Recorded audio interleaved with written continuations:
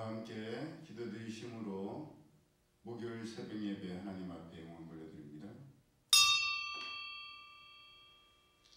자비하시고 인애로우시며 노하기를 더디하시는 사랑의 하나님, 하나님의 거룩하심을 찬송합니다.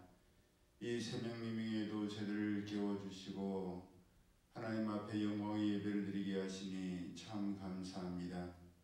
명절을 앞두고 있는 이 한 주 하나님의 은혜 가운데 모두에게 하나님 허락하신 평강이 넘칠 수 있도록 인도하시고 그 누구도 아프지 않도록 영혼에게 강건함을 허락하여 주옵소서. 예배 시용을 주님께 맡겨드리오며 거룩하신 예수님의 이름으로 축복하며 기도드리옵나이다. 아멘. 찬송가 384장 나의 갈 길 다가도록 예수 인도하시니 찬송드립니다.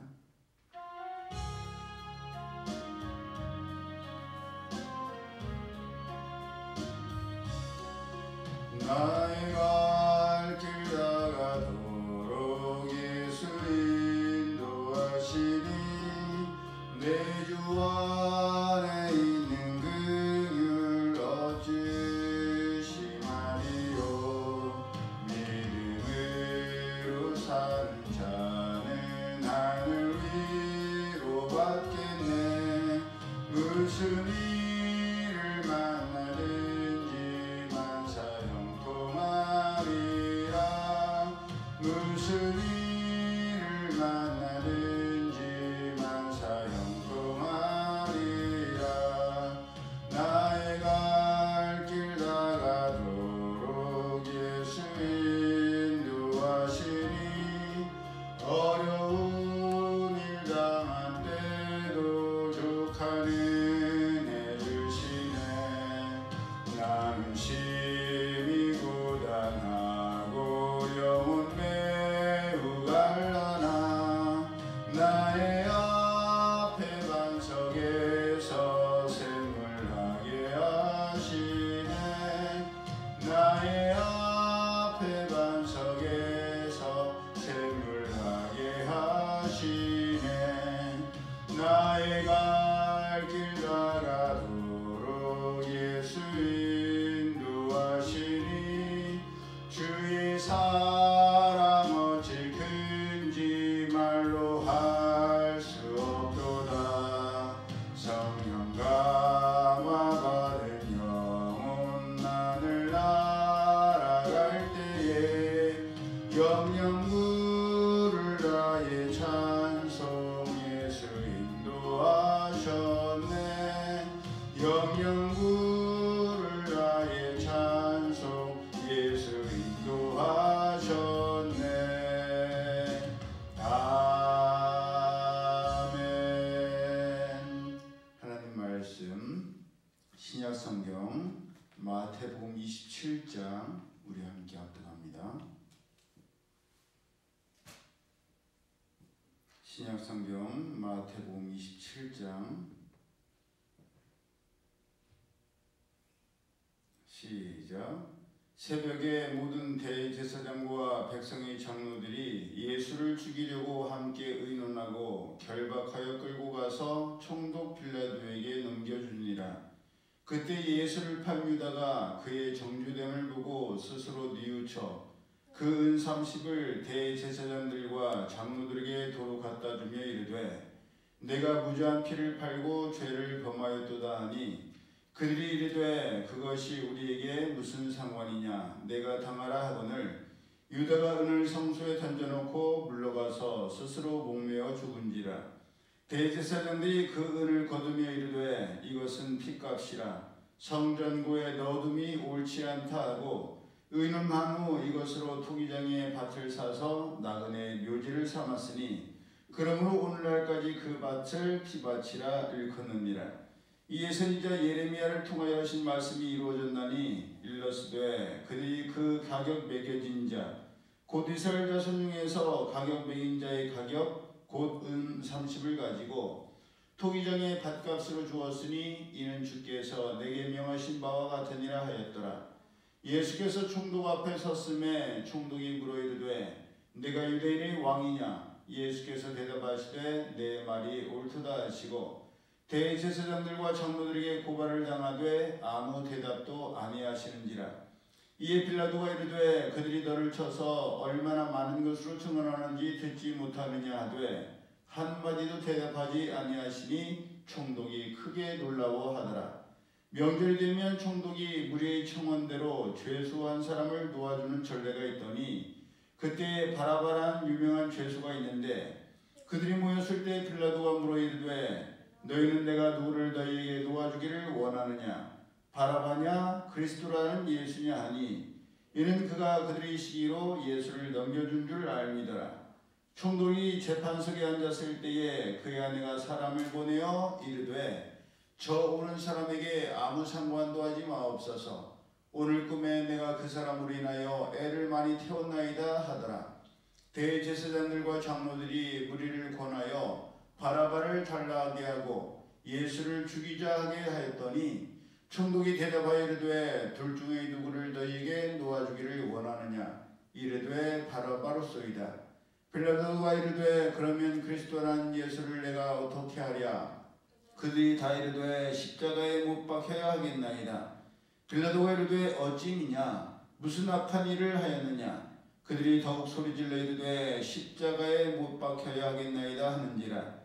빌라도가 아무 성과도 없이 도리어 밀란이 나려는 것을 보고 물을 가져다가 무리 앞에서 손을 씻으며 이르되 이 사람의 피에 대하여 나는 무죄하니 너희가 당하라.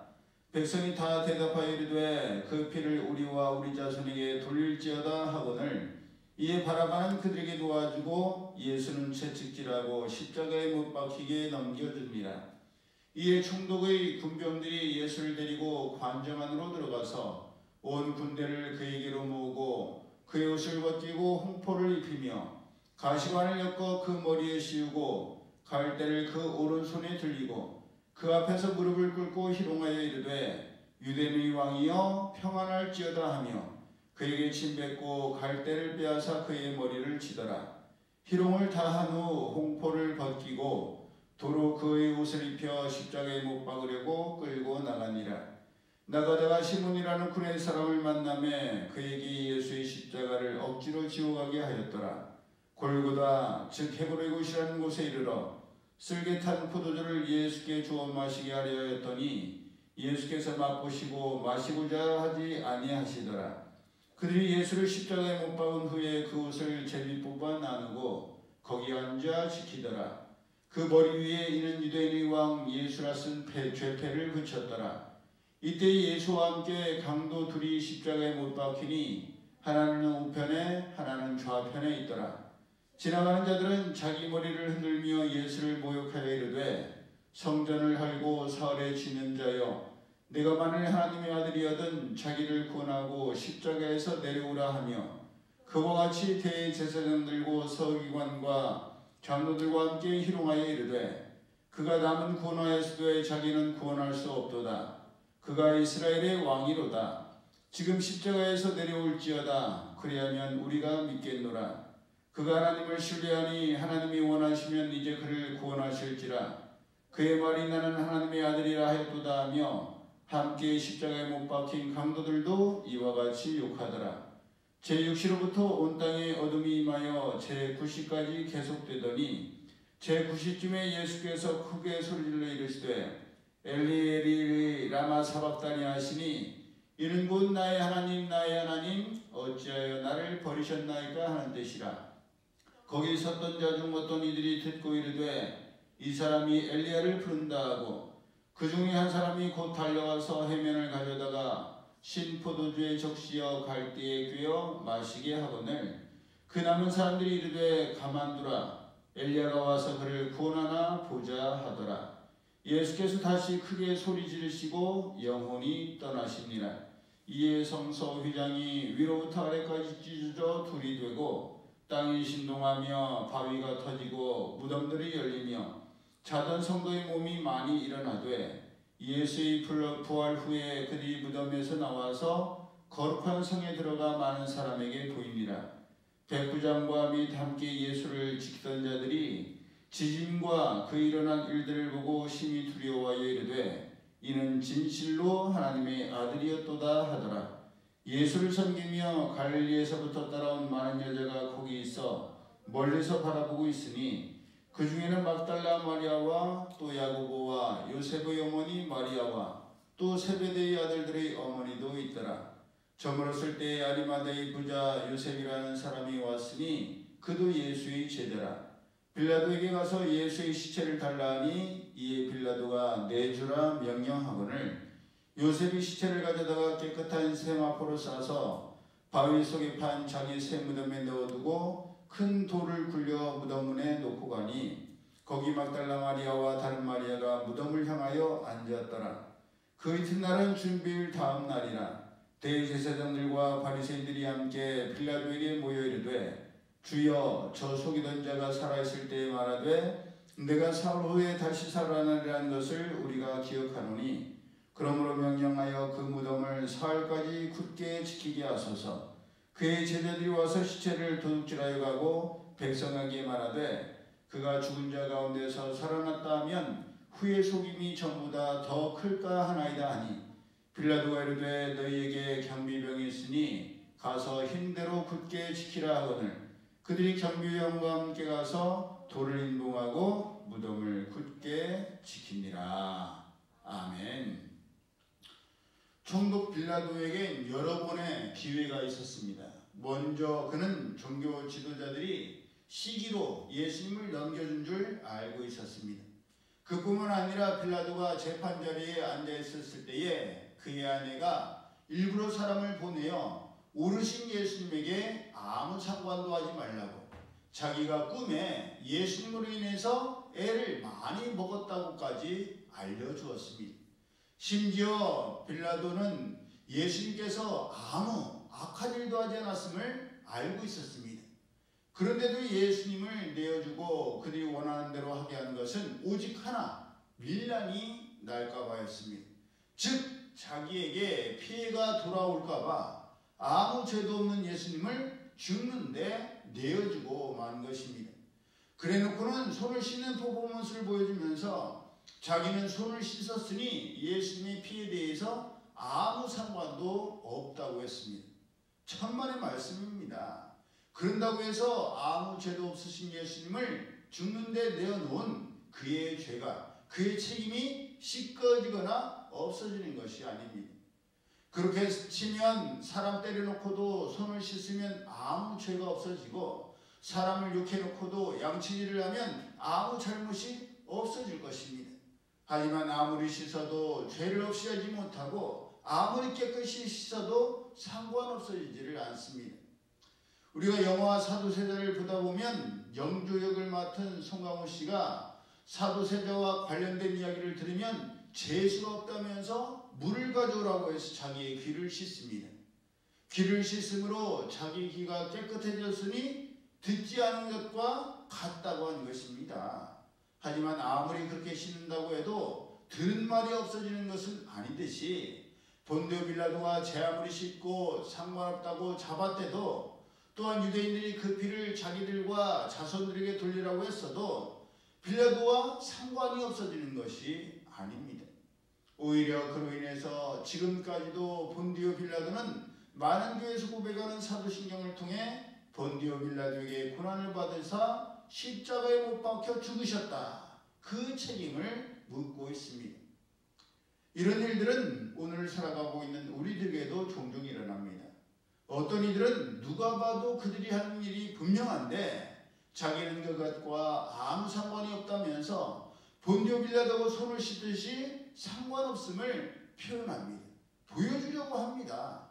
하지만 그것은 눈 가리고 아웅하는 것이요 손바닥으로 하늘을 가리는 것입니다. 아무리 숨기려고 하고 아무리 상관없다고 해도 숨긴 것이 드러나고 감춘 것이 드러나게 되고 어떤 이유로 어떤 배경으로 그렇게 했는지가 다 밝혀지게 되기 때문입니다. 조금만 돌아보고 조금만 생각하면 드러날 일을 그것 때문에 한 것이 아니라고 잡아떼려고 합니다.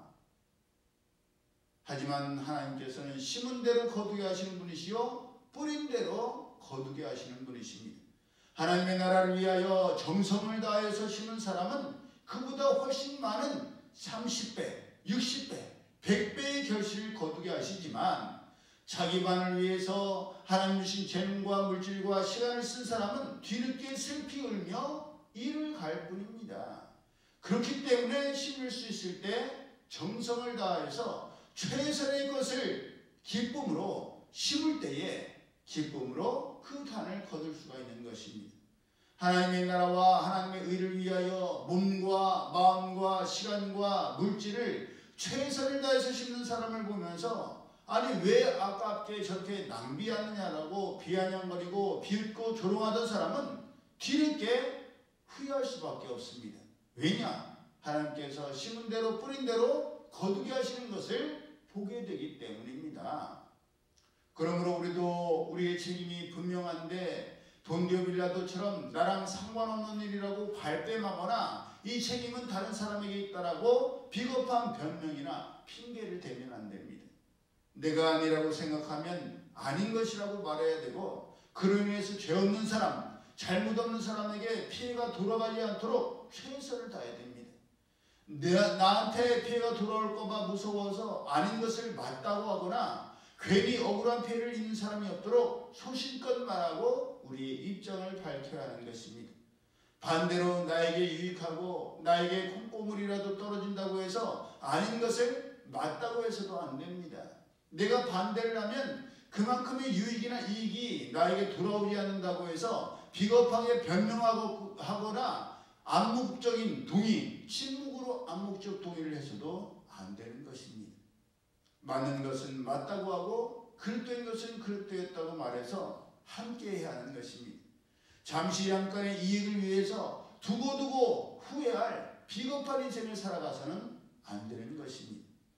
본디오 빌라도도 예수님께서 죄가 없음을 알았고 아내도 그만큼 힌트를 주었을 때 그 말을 듣고 따랐다면 지금처럼 두고두고 비난받고 정죄받을 일이 없었을 텐데 밀란으로 인해서 책임을 지게 될까봐 잠시 잠깐의 그 피해를 안 입기 위해서 예수님을 유대인들에게 내어주었다가 결국 그 책임을 피할 수가 없게 된 것입니다.